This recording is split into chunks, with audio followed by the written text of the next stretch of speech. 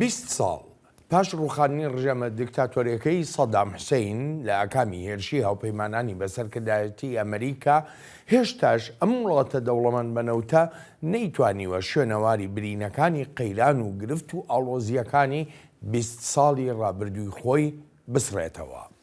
دکتۆر نیاز نەجمەدین پسپۆڕی ئابووری و سیاسی ڕاستەوخۆ لە ڕێی سکایپۆ لەگەڵ کورد کۆنەکشنە. دکتۆر نیاز سپاس و پێزانین بۆ ئامادەبوونن. دەست بەجێ دەچمە پرسیارەکانم. بەر لە ساڵی 2003 هەموو ئۆپۆزیسیۆنەکانی ئەوسا و فەرمانڕەوایەکانی ئێستەی عێراق باسییان لە عێراقێکی نوێ دەکرد. پێت وایە ئەو عێراقە نوێیە پێگەێنرابێ پاش 20 ساڵ لە ڕوخاندنی ڕژێمی دیکتاتۆری؟ ئەم کاتتان باش، زۆر سپاس تاکباڵنجیان بۆ بانگێشکردنم. لەواچێت خەونەکەیان یان پێشبینیەکەیان زۆر گەشتبینانە بوو بێت، مبالغەیەکی زۆری تیا بووە لەبەرەوەی هێشتا دوای 20 ساڵ ئەگەر یەکێک لە پێوەرەکان هەڵبژاردن بێ ئەوە هەڵبژاردنێکی پاک و بێگەر لەسەر تاسەری عێراقا بوونی نەبووە و ئەگەر دیموکراسیەت بریتی بێ لەوەی کە قوبوڵی جیاوازی قوبوڵ یەکتری بکرێت تا ئێستا ئەوەش کێشەی تیا هەیە. ئەگە بریتی بێ لە سیستمێک کە ئابوووریەکە چۆن بڵێ هەمە ڕەنگەکە لە باتی ئەوەی یەک ڕەنگی کە هەتا ئێستا بە پێوەری با بڵێنگە داهاتی نەوتی حکوومەتی عێراق حکوومەت داهاتی حکوومەتی عێراق لە ساڵنەوەی لە نەوتەوەیەت هەناردەی عێراق لە ساهشتا بۆنەوەی هەل لە نەوتەوەیە کۆی بەرهەمی ناوخۆ لە سا 50-60 هەل لە نەوتەوەیە ساڵی نزیکەی 600,000 هەژار چوونەتە سەر هێڵی هەژاری تا ئێستا با بڵێن گەیشتووەتە لە سا 30 دانیشتوانی عێراق بێکاری لەسەر و لە سا 15ەوەیە و لە ناو گەنجانە زۆر بەرزە. ئەمانە بۆ ناڵم کە ڕەشبین بین بڵێن هیچیش نەگۆڕاوە و بۆش ناڵم کە بڵێم هەمووی خەتایی ئەم لێیانەیە لە ئەمریکا پێکومان هۆکاری تریش هەیە وەکو کۆرۆنا یان ئەوەی کێمە 23 ساڵ پێش ئەو لێدانی 2003 لە جەنگ و گەمارۆیان ژیاوین خۆمان. بەڵام عێراقیەکان خۆیان چیان کردووە بۆ باشترکردنی ئەو ڕەوشە بەتایبەتی لە 2005ەوە کە هەڵبژاردن دەکرێت حکوومەتی عێراقی لەلایەن گەلی عێراقەوە دەستنیشان دەکرێن. ڕێبەرانی عێراق یارمەتی دەرن بۆ ئەوەی ئەو عێراقە نوێ بێتە ئاراوە یاخونا بە پێچەوانەوە هەر خۆیان ئێستا بوونەتە ئەو تەگەرەیە لە بەردەم ئەو عێراقە نوێی کە خەونی پێوە دەبینرا. بەڕاستی ئێمە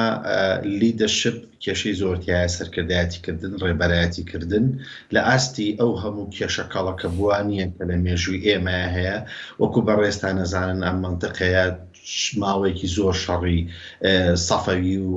عوسمانی تیا بووە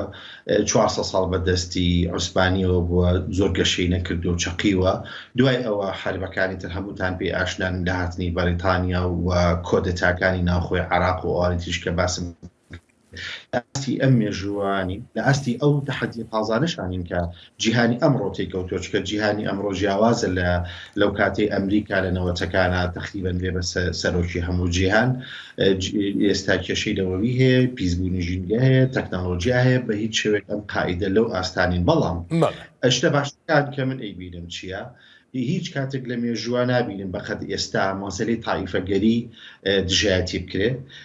کە ئەمەشتێکی زۆر باشە و ژیانی ئێمەی فەوتان و هەتا ئێستا ئێمە ئینسانێکی دابەش بووین بەسەر ئەم تایفە و جا تایفەیەک بەتەنها بە تایفەیەک تێر ناخۆین مەزهەبێکی جا حیزبێکی جا سەرکردێکی لە ناو حیزبەکەی خۆشمانە هەردە سەراعینەوە نییە بڵێ ئەمە حیزب لەگەڵ ئەو حیزبابێ و نییە بڵێ ئەم مەنتیقەیە عەرەب لەگەڵ بەڵام خۆشبەختانە دەنگمان بەرز کردوێتەوە. خۆشبەختانە ئێستا ئەتاکێکی زۆر باش لەسەر هەرێکە لەم شتانە هەیە. بەڵێ باشە دکتۆر ئێستا دەرفەت چەندە لە بەردەم عێراقیەکانە کە بتوانن دیموکراتی جێگیرکەن لە عێراقدا کە بتوانن وڵاتەکەیان بەرەو پێشتر بەرن دوور لە هەموو ئەو یاریە سیاسیە ناشرینانەی کە دەکرێت لە عێراقا و ئایندەی عێراق دەخاتە بەر مەترسیەوە دەرفەتەکە چەندە لە بەردەمیانە بە کورتی تکایە؟ دەرفەتێکی زۆر باشەیە چونکە وەکوتم ئاشنابووین بە جیهانێکی تازە و چاڵمان زیاتر کراوەتەوە لە جاران و بەڵام هێشتا بڵین دیموکراسی بە تاواتی جێگیرکەی ئەوە زۆر هەست دەکەم زۆر دوورین بۆ ئەو مەشروعە بەڵام بە گشتی جیلی تازە کە لەگەڵ تەکنۆلۆژیا و جیهانگیریە گەورە بووە شتی تازەی پێە و ئەگەرەکان کراون بۆ ئەوەی عراقێکی هێمنتر لە 10 ساڵی داهاتووە ببینین وەکو چۆن مەترسی شەموکار لە ئارا هەیەەوە لە بەرە جەنابتەڵی بە کورتی. بەڵێ سپاس دەکەم دکتۆر بەشێکی گەورەی کێشەکانی ئەم 20 ساڵەی ڕابردووی عێراق نەبوونی متمانە بووە لە نێوان لایەنە سیاسیەکانە و ئێستا دوای 20 ساڵ متمانە تەنانەت لەناو خودی لایەنە سیاسیەکان